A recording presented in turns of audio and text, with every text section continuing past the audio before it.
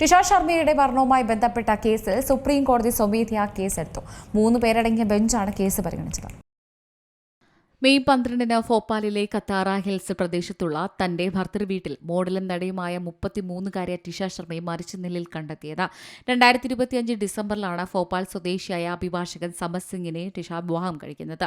എന്നാൽ വിവാഹം കഴിഞ്ഞ 5 മാസം തികയും മുമ്പാണ് കഴിഞ്ഞ മെയ് 12 കത്താറ ഹിൽസിലെ ഭർത്തൃവീട്ടിൽ വെച്ച് ടിഷയെ ജീവനൊടുക്കിയ നിലയിൽ കണ്ടെത്തിയത്. സ്ത്രീധന പീഡനത്തിന് ഭർത്തൃവീട്ടുകാർക്കെതിരെ നിലവിൽ കേസെടുത്തിട്ടുണ്ട്. എന്നാൽ അവർ മയക്കുമരുന്നിന് അടിമയായിരുന്നുവെന്നാണ് ഭർത്തൃവീട്ടുകാർ അവകാശപ്പെടുന്നത്.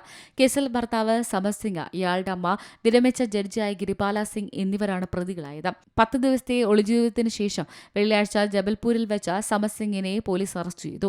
കസ്റ്റഡിയിലെടുത്ത് ഇയാളെ ഭോപ്പാലിലേക്ക് കൊണ്ടുവന്നു. ഇവർ പെൺകുട്ടിയെ സ്ത്രീധനത്തിനായി ക്രൂരമായ മാനസിക ശാരീരിക ഉപദ്രവങ്ങൾക്ക് ഇരയാക്കി കൊലപ്പെടുത്തിയെന്ന് പെൺകുട്ടിയുടെ കുടുംബം ആരോപിക്കുന്നു. ആദ്യ പോസ്റ്റ്മോർട്ടത്തിൽ പരിഹരിക്കപ്പെടാത്ത ആശങ്കകൾ പരിശോധിക്കുന്നതിനായി രണ്ടാമത്തെ പോസ്റ്റ്മോർട്ടം നടത്തുന്നതുവരെ ശർമ്മയുടെ കുടുംബം മൃതദേഹം സ്വീകരിക്കാൻ വിസമ്മതിച്ചിരുന്നു. ശരീരത്തിലുണ്ടായതായി പറയപ്പെടുന്ന മൂർച്ചയുള്ള ബലപ്രയോഗ പരിക്കുകൾ ശരിയായ രീതിയിൽ പരിശോധിക്കാത്തതും കഴുത്തിന്റെയും സെർവിക്കൽ ഘടനയുടെയും റേഡിയോളജിക്കൽ പരിശോധനയുടെ അഭാവവും ആശങ്കകൾ ഉയർത്തിയിരുന്നു.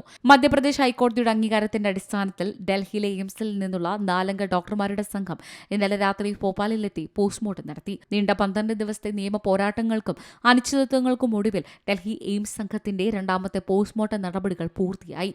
ടിഷ ശർമ്മയുടെ രണ്ടാമത്തെ പോസ്റ്റ്മോർട്ടം നടത്താൻ ഉത്തരവിട്ടതിന് മധ്യപ്രദേശ് ഹൈക്കോടതി ഇന്ന് രാവിലെ സുപ്രീം കോടതി പ്രശംസിച്ചു. കേസിലെ സംഭവ വികാസങ്ങൾ റിപ്പോർട്ട് ചെയ്യുമ്പോൾ മാധ്യമങ്ങളടക്കം സംയമനം പാലിക്കണമെന്ന് സുപ്രീം കോടതി അഭ്യർത്ഥിച്ചിട്ടുണ്ട്. News desk C Malayalam news. ഏറ്റവും പുതിയ വാർത്തകളും വിശേഷങ്ങളും വിരൽത്തുമ്പിലറിയാൻ സി മലയാളം ന്യൂസ് എല്ലാ ഡിജിറ്റൽ പ്ലാറ്റ്ഫോമുകളിലും ലഭ്യം.